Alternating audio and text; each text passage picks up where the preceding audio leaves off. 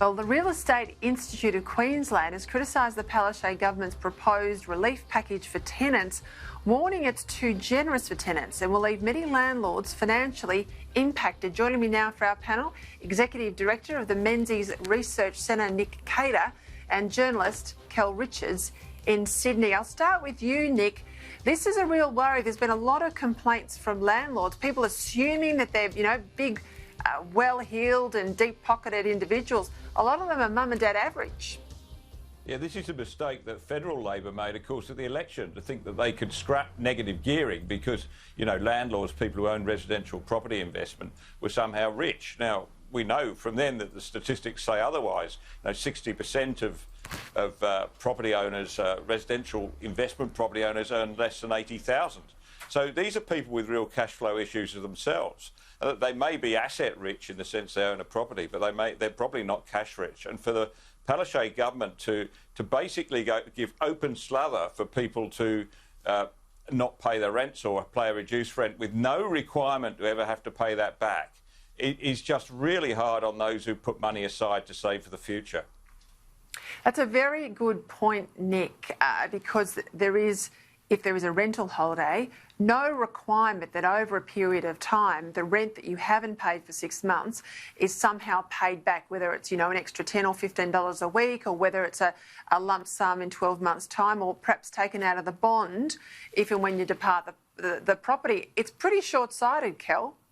It is, bearing in mind that a lot of those mum and dad investors actually got mortgages. Now, they can get some relief in the short term, but at the end of that short-term relief, they have to pay what they hadn't paid. It's not forgiven.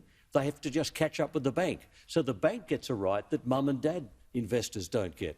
And part of the... Well, and if there's self-funded retirees too, I've got to jump in there, because a lot of self-funded retirees, because returns were so low with the banks, put their money into property. Now, we're talking modest property, we're talking very modest, a flat here or something there, and they use that to live on, Kel.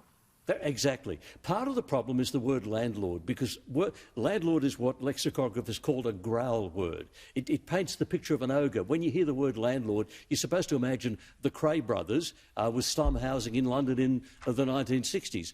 It's not like that. These are just ordinary people who are saving, preparing. They're people who won't be going onto the pension because they're looking after themselves as they get older. Now, for those people to be put at a disadvantage, and from what we've seen, this legislation doesn't go to the Queensland Parliament till Monday, but from what we've seen so far, they will be at a disadvantage. The tenants don't have any threshold to show that they've got loss of income, any limited loss of income, and suddenly they can force the landlord to sit down across the table and negotiate a cut in their rent, which is never recovered. So it's not looking like balanced legislation. Well, and of course the Queensland Parliament's unicameral, so there's not even an oversight body like an upper house to interrogate it. This is...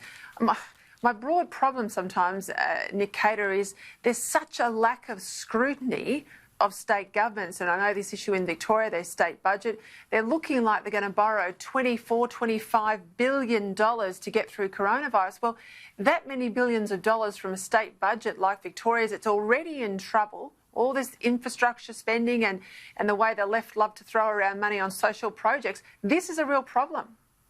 Well, yeah, and look, infrastructure spending, at least you can argue that there's a long-term return for the taxpayers of that state, for the businesses. But in this case, if you're just borrowing to spend money on on recurrent funding to do these various schemes, you've got to take a good hard look at yourself, haven't you, and ask, don't you in the end have responsibility for how much money you take from people and what you do with it? It's not, in the end, governments have no money of their own, only that which they can tax or borrow on people's behalf. And I think at times like this, we're in danger of forgetting that.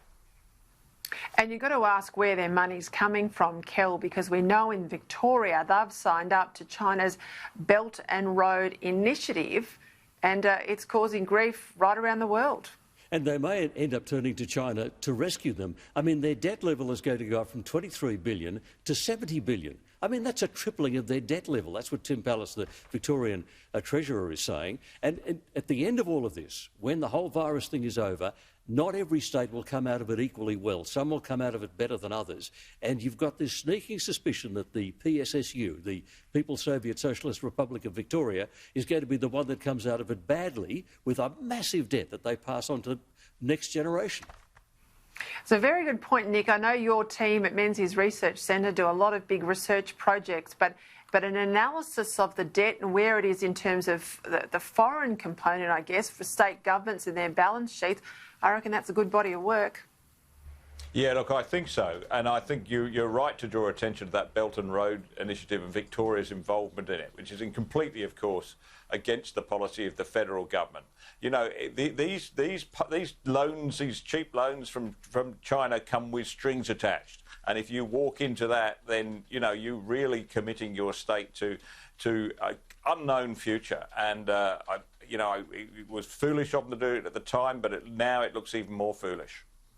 Right, well, we'll keep on this issue. It's a matter of scrutiny, I think, that's required on these state governments and Victoria in particular. Gentlemen, thank you very much for your time. Nick, Cater, Kel Richards. Thanks, Peter.